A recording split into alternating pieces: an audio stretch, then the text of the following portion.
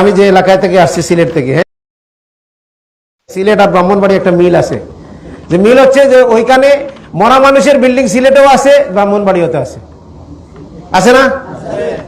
মরা মানুষের কি বিল্ডিং দরকার আছে?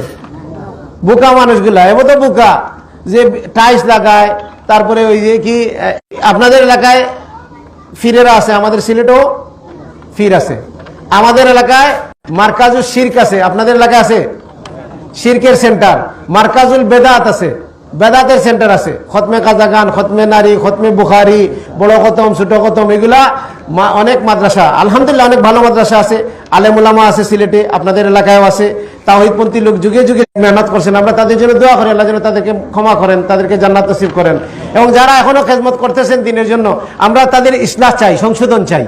আমরা চাই না যে তারা আমাদের দলভুক্ত হয়ে যাক, আমাদের গ্রুপে আসুক, সবাই এই ফাউন্ডেশনের সদস্য হয়ে যাক, এটা চাই না। আমরা চাই যে সবাই যেন নিজেদেরকে সংশোধন করে এক আল্লাহর গোলাম হয়ে যাক।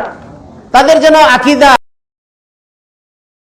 তাদের বিশ্বাস, তাদের আমল এবং তাদের মানহাজ যেন রাসূল সাল্লাল্লাহু আলাইহি সাল্লামের সুন্নাহ মোতাবেক হয়, ইসলাম অনুযায়ী হয়, এটা আমাদের চাওয়া।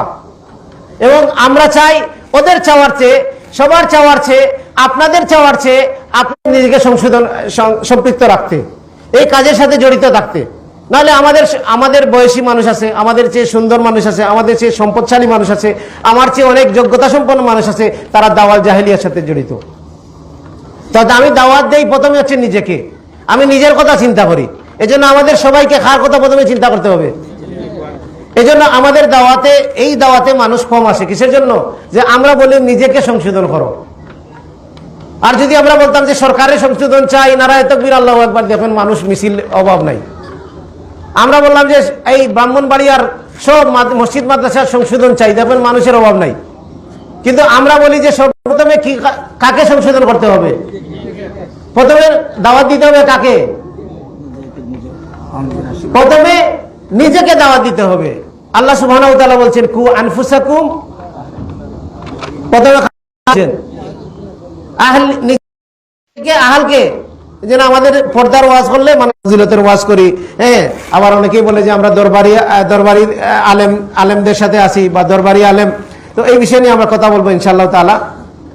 তার আগে মানহাজটা, বিষয়টা বুঝছেন? মানহাজ কি বুঝছেন? এটাই হচ্ছে মানহাজ। এই জন্য দাওয়াতের মানহাজ হোক, প্রত্যেকটা ক্ষেত্রে মানহাজ। সালাতের মানহাজ, সালাতের পদ্ধতি আছে না, ওই সালাতের ওই পদ্ধতিটাকে বলে মানহাজ।